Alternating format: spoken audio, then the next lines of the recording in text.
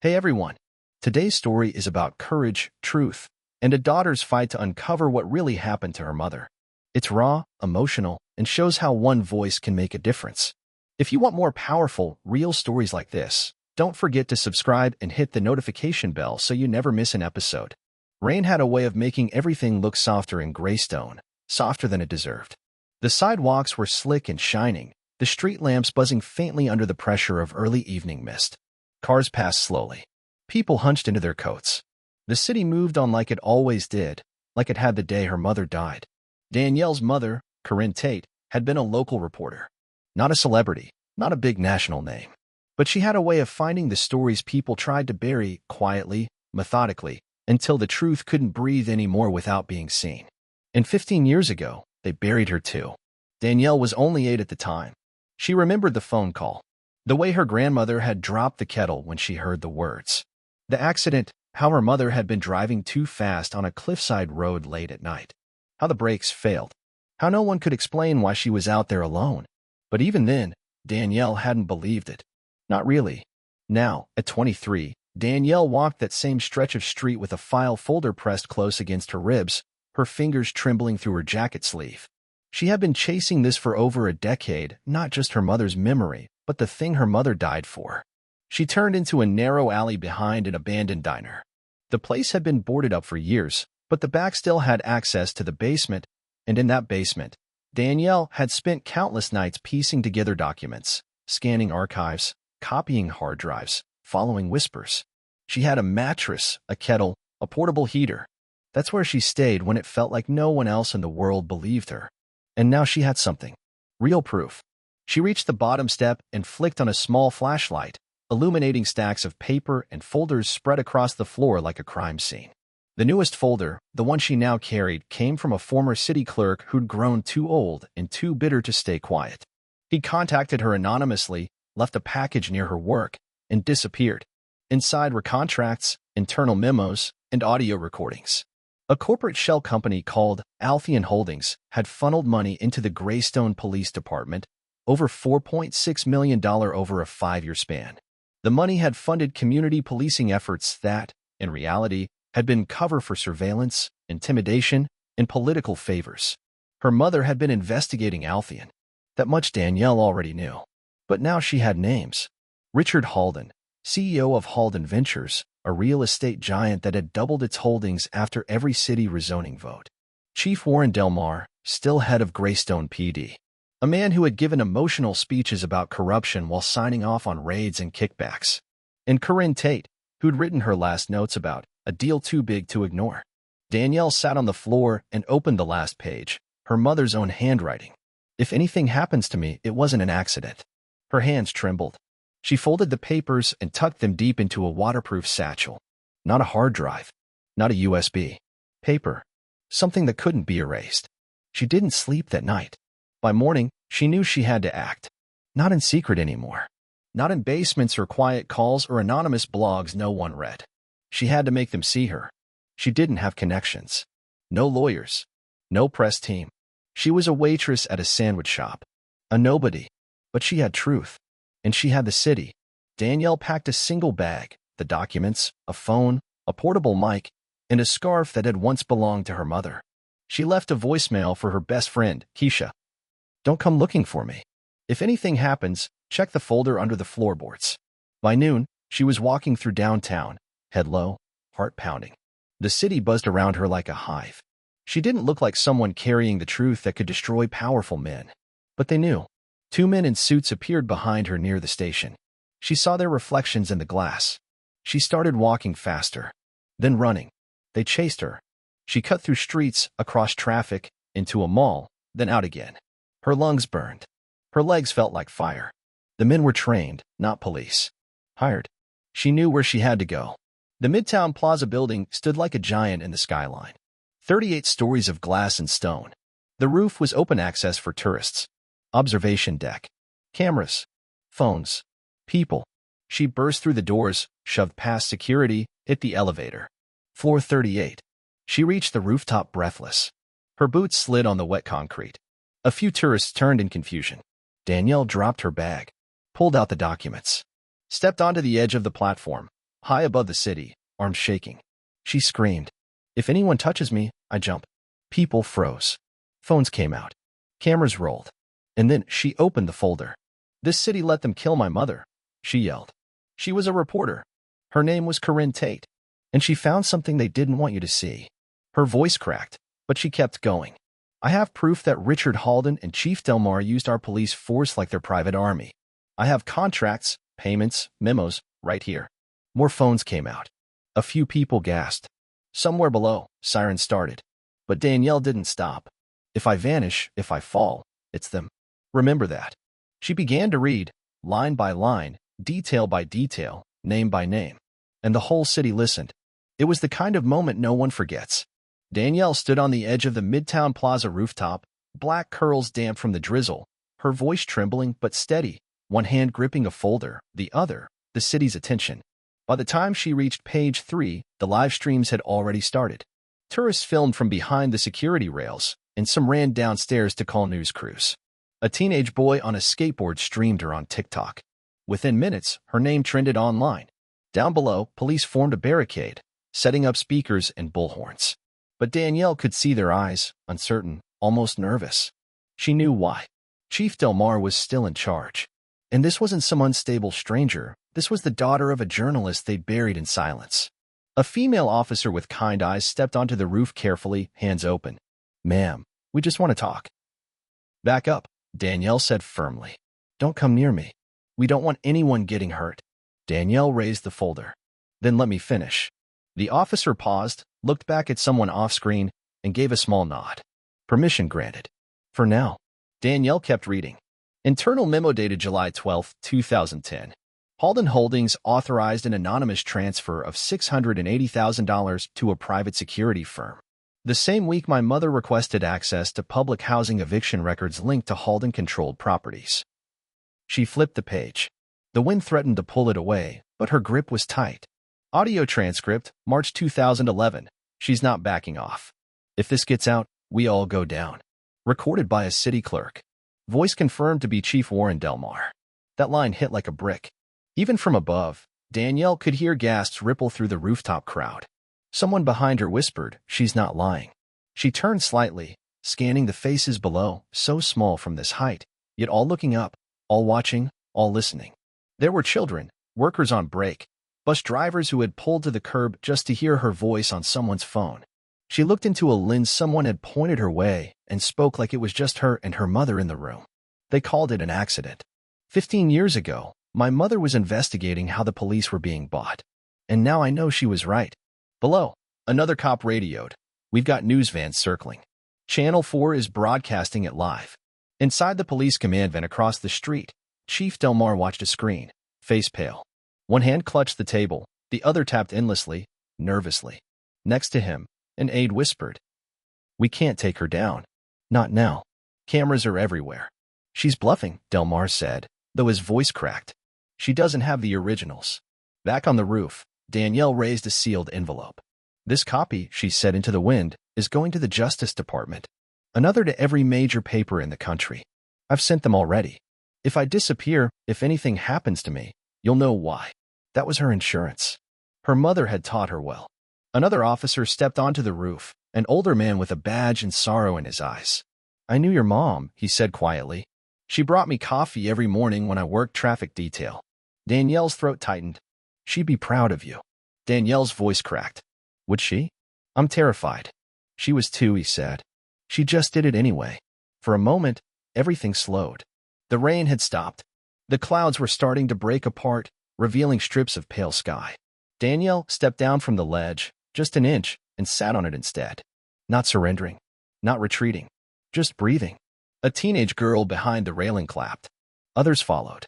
She hadn't fallen. She hadn't run. She had told the truth, and the city had heard her.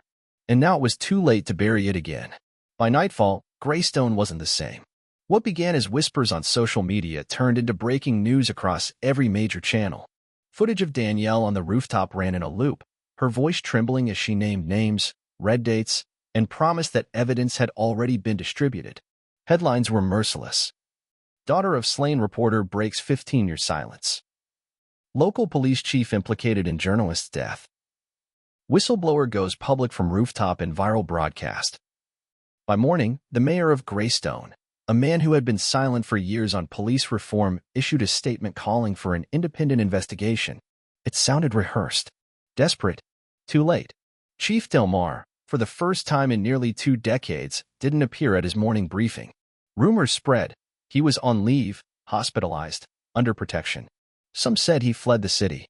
No one knew for sure. Danielle, meanwhile, was nowhere to be found. After stepping down from the ledge, she had refused all interviews. Police offered to escort her, but she declined. She walked off that rooftop without handcuffs, without applause, without a single word, and disappeared. But not before doing what she came to do. She had already mailed 3 manila envelopes. One to the Justice Department, one to the national press, and one to a woman named Karen Douglas, her mother's former editor, who had quit journalism after Karen's death. Karen had been the one person who never stopped replying to Danielle's emails over the years. The only adult who hadn't told her to let it go. Karen opened the package the next morning and sat silently for 20 minutes. Then she called every contact she had left. Somewhere on the edge of the city, in a rundown motel off Highway 18, Danielle sat on a thin mattress in silence.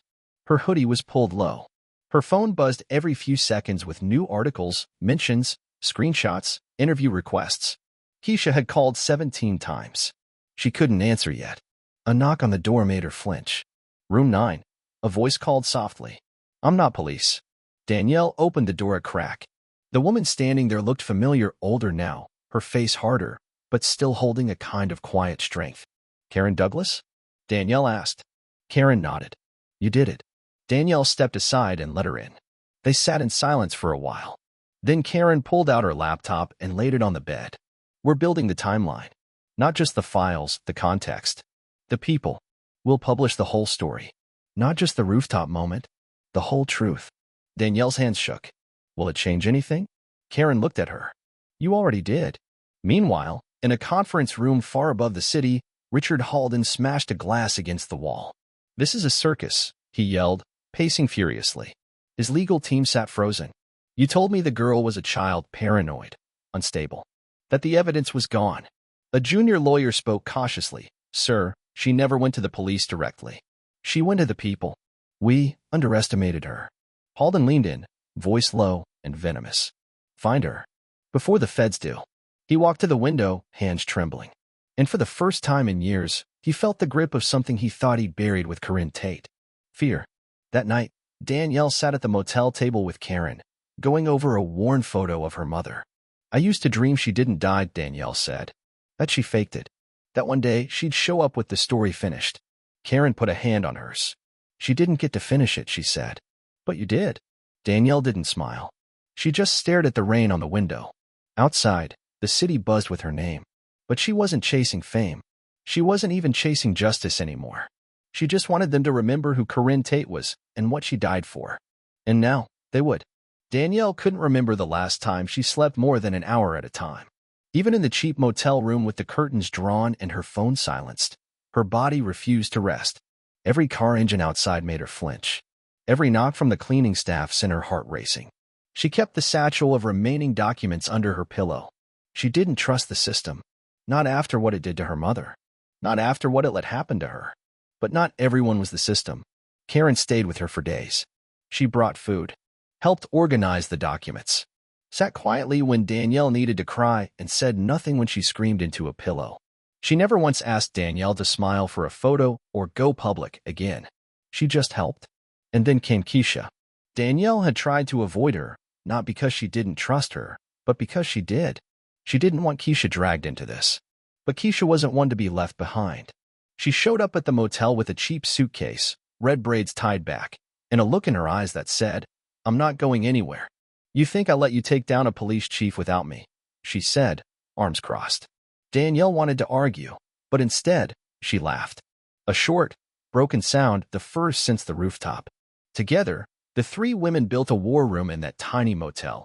Papers spread across every surface, maps with pins, digital archives loaded onto encrypted drives. Karen helped reconstruct Corinne Tate's last 6 months, her interviews, notes, recorded calls. Keisha handled media coordination, filtering out the noise and threats from the real leads and messages of support. There were dozens. I worked at Halden Ventures. I have emails. I saw the checks. They threatened me to keep quiet. Corinne was right. We all knew it. Danielle had lit a fuse. Now the fire was spreading. Meanwhile, in the city, protests began. Small at first. A handful of students outside City Hall holding up signs with Danielle's face and her mother's name. Then more teachers, librarians, former tenants of Halden-owned buildings. One sign read, "She stood alone so we wouldn't have to." Chief Delmar remained missing. His office claimed he was on medical leave, but whispers spread that he'd been taken out of state by Halden's people. Danielle watched the coverage from the motel TV in silence. "They're scared," Keisha said. "They're planning something," Danielle replied. And she was right. That night, Danielle checked her email, an inbox she'd used for anonymous tips. A new message stood out. No sender, no subject, just one line. "We know where you are." She stared at the screen. "You need to move," Karen said without hesitation. Keisha grabbed the bags. "I'll drive." They left within 5 minutes, covering the motel room in old receipts and trash bags to make it look like they'd skipped town in a panic. Keisha's cousin had a cabin upstate, isolated, no neighbors, no cell reception. It wasn't safe, but it was safer than here. As they pulled onto the freeway, Danielle looked back once, not at the motel, but at the skyline. "Where are we going?" Keisha asked. Danielle answered without blinking, "To finish it." They reached the cabin just before sunrise. The place was cold, the floor creaked, and the water smelled metallic. But it had a lock, a fireplace, and no one watching. They settled in for the night, surrounded by mountains and mist, and Danielle finally slept. She dreamed of her mother. Not the funeral, not the accident, but her mother in her workroom, scribbling notes in the margins of newspapers, muttering to herself with purpose. Danielle stood at the doorway in the dream. "You were right," she whispered. And her mother turned, smiled softly, and said, "Then keep going." The cabin was freezing at night, but Danielle didn't complain. She welcomed the discomfort. It reminded her she was still alive. They stayed off the grid for nearly a week. No phones, no internet. Karen had brought printed articles and local news bulletins. Every morning, Keisha hiked to a nearby ridge where reception was weak but usable, just long enough to download updates without drawing attention. And every night, they worked. They reconstructed the case like Corinne once had, line by line, name by name. They pinned photos on the cabin's wall. Corinne at a protest in 2007, Halden at a ribbon cutting, Chief Delmar shaking hands with developers. A timeline snaked across one side of the cabin. Bank transfers, phone logs, police raids, unexplained building fires. Patterns emerged. The same neighborhoods targeted by Halden Ventures for redevelopment. The same residents arrested or displaced by special police task forces. The same journalists who asked questions and either got silenced or disappeared from print. It wasn't just Danielle's mother. The more they uncovered, the bigger the story became, and the more dangerous. Keisha returned from the ridge one afternoon pale and quiet. "What happened?" Danielle asked. Keisha hesitated, then held up her phone. One image. From a local online forum. The three of them walking into a gas station 2 towns away. Caption: "Is this the girl from the roof?" Eyes. Danielle closed her eyes. "They're getting closer." Karen didn't flinch. Then we speed up. On the third night in the cabin, Danielle opened the oldest of her mother's notebooks. Most pages were filled with shorthand, scribbled interviews, deadlines, public records. But tucked in the back cover was a sealed envelope with Danielle's name on it. The paper was yellowed, edges curled. Her fingers trembled. She opened it. Inside was a handwritten letter. "My Danielle, if you ever find this, it means I didn't make it home. I don't know what they'll say about me. Maybe that it was an accident. Maybe nothing at all. But I want you to know this. I never stopped looking for truth, even when it scared me. Even when I knew it might cost me everything. You're braver than you know. I see it already. And if someday you feel like the world is too heavy, like no one will listen, remember this. One voice, raised high enough, becomes impossible to silence. Keep going, even when it hurts. Especially then. Love you always." "Mom." Danielle wept. Not loud, not broken. Just quiet tears as the fire cracked beside her and the pages of justice turned in her hands. The next morning, she looked at Karen and Keisha. "I'm done hiding." Keisha stared. "What are you thinking?" Danielle picked up the file, now thick, complete, organized. "I want the people to see everything. Not just a moment on a rooftop. The full story." Karen exhaled. Okay, then we do it right. One last release. They returned to the city in silence. No disguises. No panic. Just purpose. Danielle didn't run anymore. That night, she uploaded the full archive to an encrypted site. All files, evidence, recordings, and maps. No summaries. No spin. Just raw truth. Available to everyone. The site launched at midnight. By morning, half the country had seen it. Hashtag Justice for Corinne was trending. Whistleblowers came forward. Former officers, clerks, lawyers. And Danielle's story, now complete, couldn't be controlled anymore. Even the national media began circling like wolves. But Danielle knew this wasn't about becoming famous. It was about finishing what her mother started. And she had. By sunrise, the city was awake and on fire. The files Danielle published the night before had gone viral. They weren't just damning, they were undeniable. Thousands of pages of scanned documents. Timestamped audio recordings.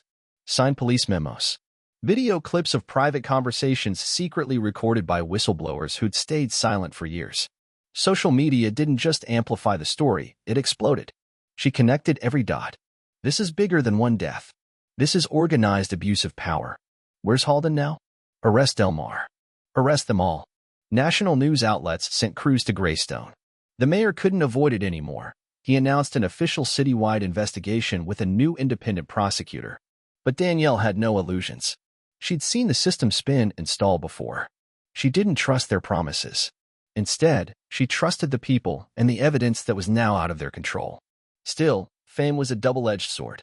Because now, they all knew her face. Danielle was back at Karen's apartment, a safe place, as safe as anywhere could be.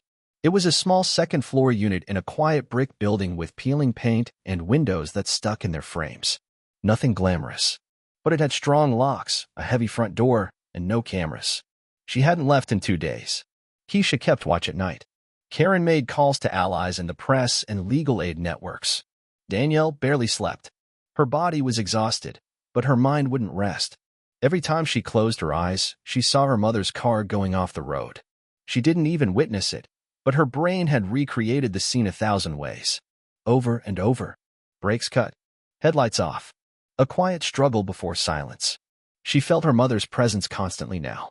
In the stillness. In the weight of what she'd exposed. Danielle stood at the window one evening, watching people walk past on the street below, headphones in, bags of groceries in hand, just living. And she whispered to herself, it was worth it. That's when the knock came. 3 sharp, deliberate taps on the apartment door.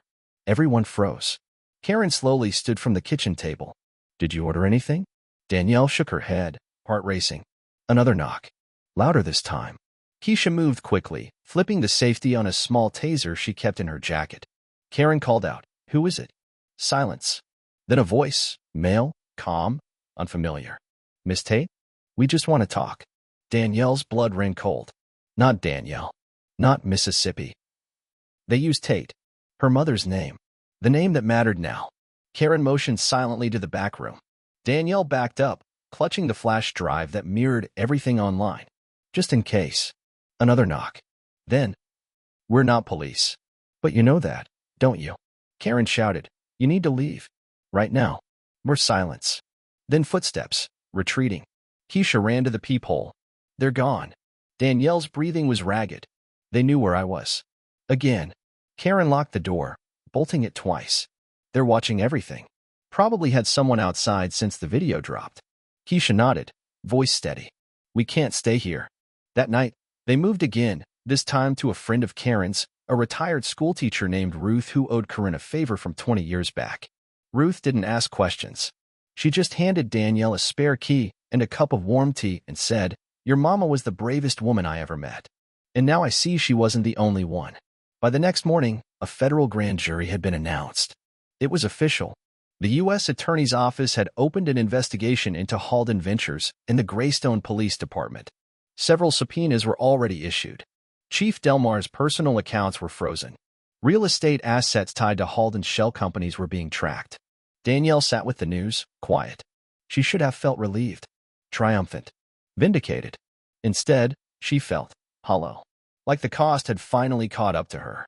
She looked at the stack of emails, agents, lawyers, journalists begging for interviews. She ignored them all, Because this wasn't about becoming a face of a movement. It was about finishing the story. Late that evening, Ruth gave Danielle a small envelope she'd found in a box of Corinne's old things. "I think this belonged to your mom," she said. "She left it here after visiting one summer. I never opened it." Danielle took it carefully. Inside was a single sheet of paper with 5 words. "Finish what I couldn't finish." Her mother had written it in her signature blue pen.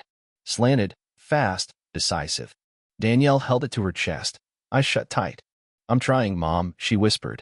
"I really am." Danielle was exhausted. Not just physically, though her body ached and her eyes burned from lack of sleep, but in that deeper way that changes you. The kind of tired that settles into your bones after you've faced too much truth and carried it too long alone. Ruth's home was small but warm. There were books everywhere, thick dusty ones on law, race, history, and community organizing. The kind her mother used to quote from. Danielle found comfort in that. She slept in a room lined with framed photos from civil rights marches. One image, in particular, stood out, a young black woman standing tall with a notebook in hand while police glared down at her. Her mother had the same stance. Danielle woke up that morning to the smell of pancakes and the sound of Keisha singing off-key in the kitchen. For a brief moment, it felt like they were normal girls in a normal house. But the TV in the living room reminded her otherwise. Developing now, sources confirmed that Richard Halden is being investigated for obstruction of justice, conspiracy, and possible involvement in the suspicious death of journalist Corinne Tate. Danielle stood in the hallway, frozen. They'd said it. Her mother's name. On national television. Not buried in a police report. Not dismissed as an accident. Corinne Tate. Keisha turned the volume up. "You did it," she whispered. Danielle sat down slowly, hands shaking. "No, we did." Later that day, the Justice Department called. Not a journalist. Not a social media influencer. The real thing. Karen answered first and put it on speaker. A woman introduced herself as Special Investigator Maria Kellerman. Her tone was firm but respectful. "We've reviewed the full materials. We'd like to speak with Miss Tate as soon as possible. In person." Danielle's voice was hoarse. "You mean you believe me?" "We believe the documents. And we want to understand the story behind them." She hesitated. "What happens if I testify?" There was a long pause. "There will be risk. But it might be the final push this case needs." Danielle nodded slowly. "I'll do it." The meeting was set in a secure location 3 towns away, a courthouse annex with armed protection and a private entrance. Danielle arrived with Karen and Keisha. For the first time in days, she wore clean clothes, her curls pulled back tightly, her face without makeup. She didn't want to look like a symbol. She wanted to look like someone telling the truth. Inside, there were 6 people, 2 federal attorneys, 1 lead investigator, 2 agents, and a court stenographer. They asked questions for 3 hours. Danielle answered every one. She walked them through the documents, through her mother's research, through every person connected. She named Halden. She named Delmar. She even named the media fixer who'd offered to pay her to disappear. No one interrupted. No one doubted her.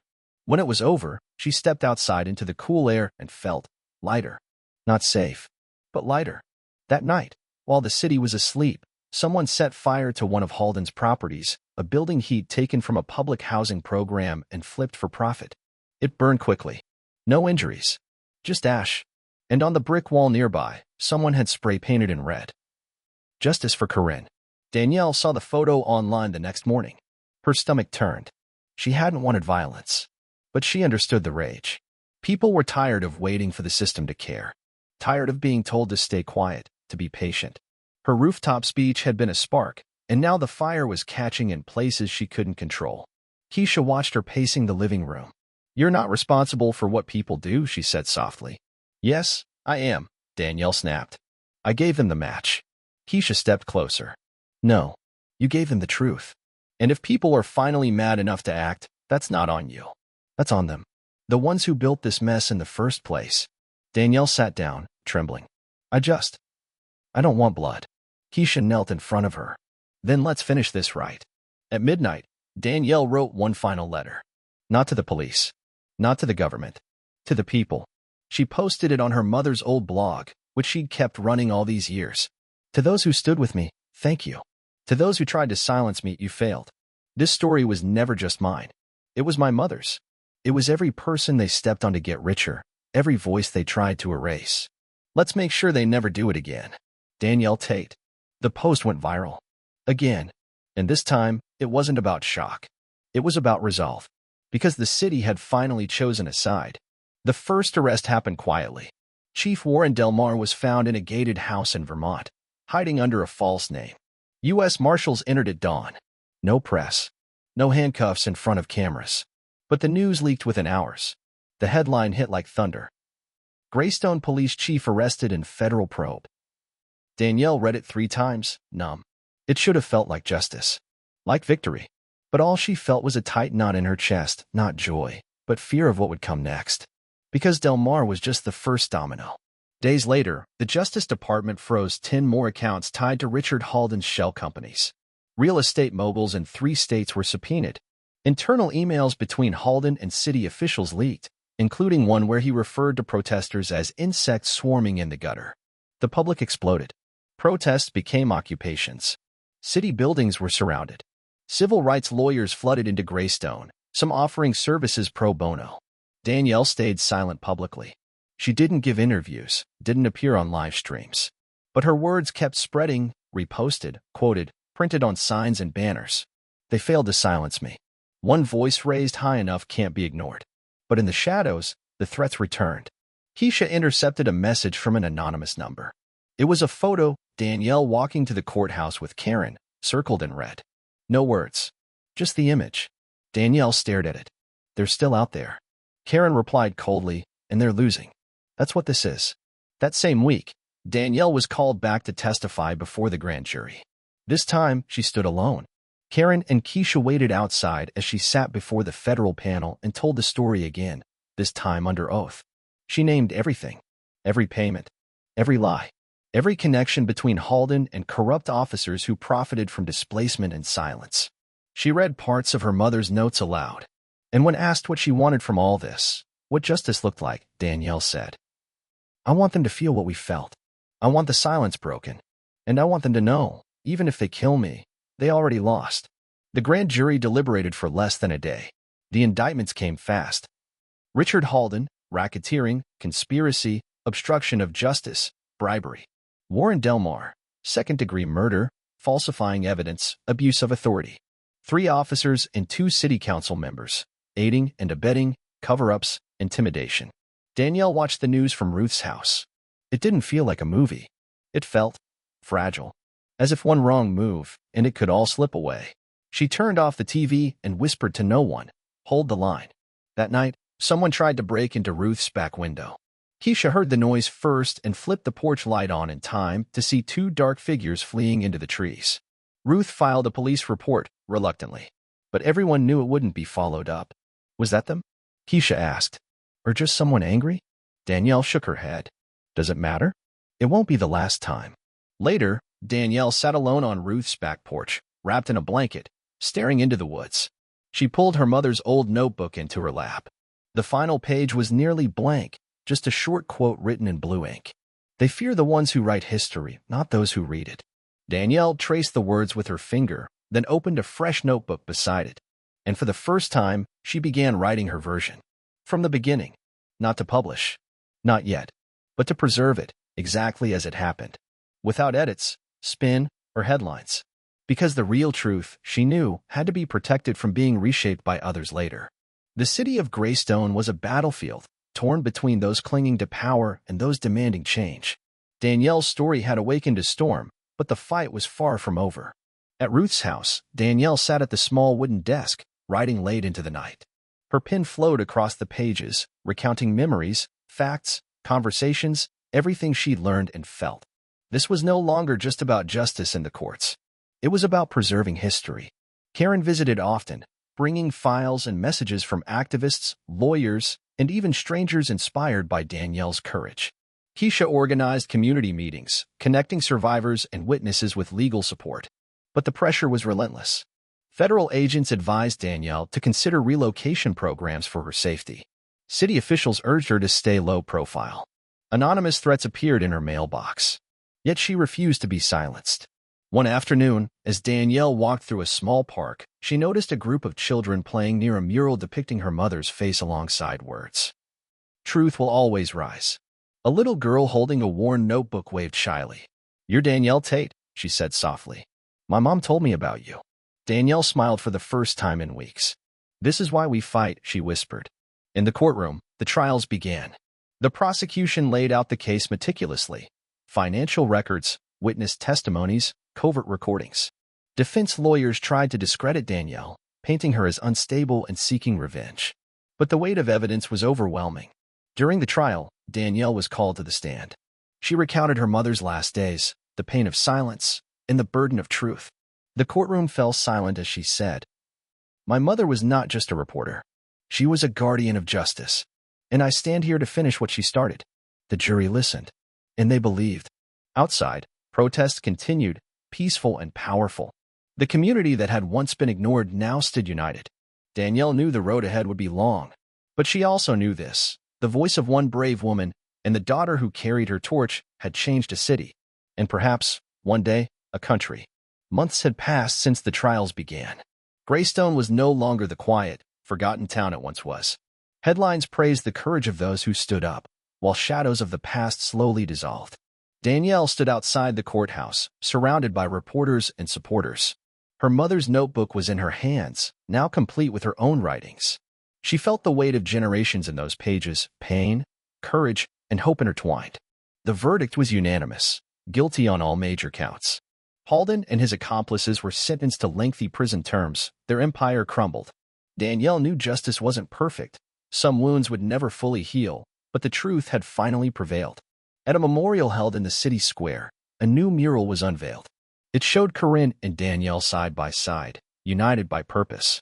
Keisha, Karen, Ruth, and many others stood with her, a family forged in fire and truth. Danielle stepped forward and spoke to the crowd. This story is not just mine or my mother's. It belongs to everyone who has ever been silenced or pushed aside. Today, we stand together, stronger, louder, and ready to build a future where justice is more than a word. Thank you for walking this path with me. The crowd cheered. As the sun rose over Greystone, Danielle felt a peace she hadn't known in years. Her mother's voice echoed softly in her mind. Keep going, even when it hurts. And she would, because this was only the beginning.